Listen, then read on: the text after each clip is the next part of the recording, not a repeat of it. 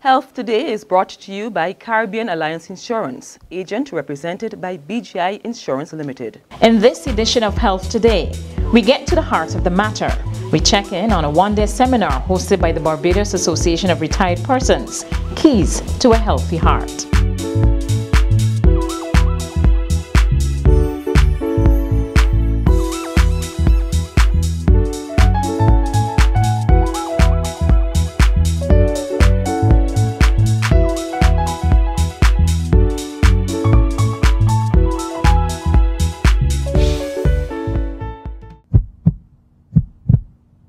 It's as small as a clenched fist, but its constant beating is the very rhythm of life. The heart is really a muscle located a little to the left of the middle of your chest. It's special because of what it does. The heart pumps blood around your body, constantly carrying the oxygen and nutrients it needs. It's one hard worker and must be properly protected. But today the heart is under attack as our lifestyle choices put us at greater risk of developing heart disease.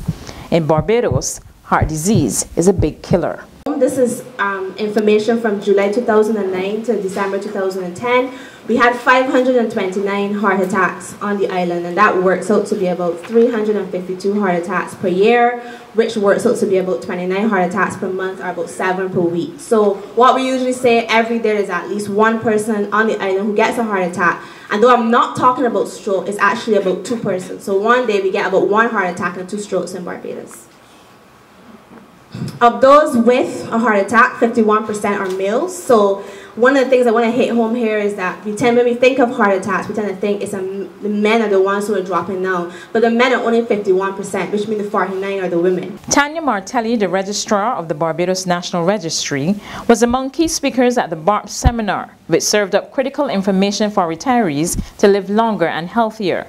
The causes of heart disease are widely known: smoking, a lack of exercise, high salt intake, and uncontrolled blood pressure. Chief Executive Officer of the Heart and Stroke Foundation, Gina Pitts, told the enthusiastic crowd of retirees that high blood pressure is a matter of life or death. Where does it start to attack when you don't actually have your blood pressure under control? Well, you can have a heart attack. We deal with patients every single day who've had heart attacks and survived. We've had patients who've walked in off the street for an ECG and had a heart attack. So you don't have to die instantly. You can have angina pectoris, which is a pain, in other words, a narrowing of the artery which is just coming from your heart, starting. So as it squeezes, it emits on the nervous energy pain, which you feel as chest pain. You can actually have sudden death.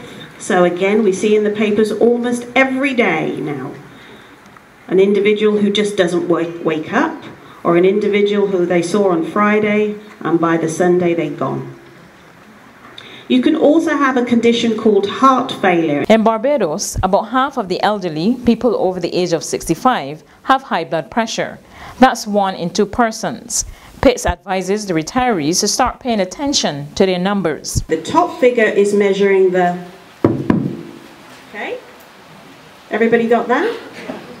Now that's important because that's always going to be a higher value than the bottom value, because it takes a lot to push that blood around into the circulation. The rest period that you heard, then the rest is the bottom figure. So it's measuring the bottom figure, which is measuring the amount of pressure around the heart while the 4 chambers are filling up with blood. So we're looking at the top figure being 120. This is ideal blood pressure. 120 for the top figure, and anything below 90 for the bottom figure. The expert warns that salt is a major risk factor for hypertension, and she insisted that Barbadians often don't realize how much salt they consume. She proved her case by showing how her Barbadian mother prepared a Sunday favorite, rice and peas. She would lime and salt her chicken. She would have her peas the night before soaking. Yeah, with some salt, because it has to be to make them soft. You don't want them hard. had some salt in that metal container that she had, which she would use the following day to pick the rice. Yeah? Don't do that now, just put everything in. So she would do that the night before. Then on Sunday morning, she would wash off the lime and salt, but then she would re-salt the chicken. Then she would season the chicken with salt. She'd make her own seasoning because we couldn't get the lovely packs that you get here. So she'd make her own, but it'd have a lot of salt in it. So she would slit it and stuff it and all of that. So the chicken would be put away nicely. Now we dealt with the rice and the peas. So she's going to boil her water with salt. Because, oh, not enough. Put a bit more in there. So then she's going to add the rice and the peas that she's had soaking in salt. But she needs some pork meat in there, pigtail, which she could get, which is salt. Another major risk factor is stress, oftentimes underestimated. Stress management consultant Dr. Alexia Jordan warned that in today's modern world, stress is rising and constant as many people struggle to cope with the daily pressures of life. The effect of stress and the heart. Looking first at the blood vessels, you find that under stress, the walls of the blood vessels constrict. The other thing that you're going to find is that your body retains sodium and water. So we heard a lot about sodium in the last presentation. So the thing about it is that even if you're eating that low sodium diet, if you're under stress, your body is going to hang on to as much salt as it can. The other thing is that under stress, your cholesterol goes up. And with that cholesterol circulating in the blood vessels, you're at risk of plaques building on the blood vessel walls. And if those plaques get big enough, or if they're dislodged, they can travel or they can block the flow in the blood vessels. And then that's what puts you then at risk of stroke, heart attack. The other thing about the constriction of the blood vessels and that increase in blood volume, plus the surge that you get in blood pressure with stress, that basically sets you up for hypertension. She advised the retirees not to ignore the warning signs and to put in place coping mechanisms to manage stress. The ABCs of stress management. And first we're going to talk about awareness. So you can't fix a problem unless you know you have a problem or you know what the problem is. So awareness is really an important part of stress management, knowing what causes you stress and then how stress affects you. The B in stress management is the basics. And the basics will always be the basics. But what do we do when things get tough? The basics are the first thing to go out the window. So I just want to reiterate some of the things that have been mentioned before, but looking at them from a point of view of stress management. Zeroing in on the exercise, and I think really staying active. One of the things about exercise is that the benefits go far beyond protecting the heart and reducing weight.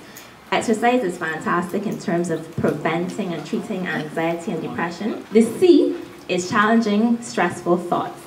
So once again, I'm going to pose a question to you. How many of you would say that the events around you are what determine how you feel? Okay, sure. So there's actually a missing step in there. And what happens is that we all have what we call an inner monologue or self-talk. So thoughts are always going through your mind. And the thing is that anything that happens around you gets filtered through that thought process first, and that influences how you feel about things around you. So the question is, what's on your mind? And how often do we actually check in to see what we're thinking? A lot of times those thoughts can directly affect your stress levels. All in all, reducing risk factors can go a long way towards ensuring your heart continues to beat for a long time. Make the necessary changes today, starting with our health tips. Get active. Give up smoking. Manage your weight. Ditch the salt. Eat 5 portions of fruit and vegetables a day and walk off stress.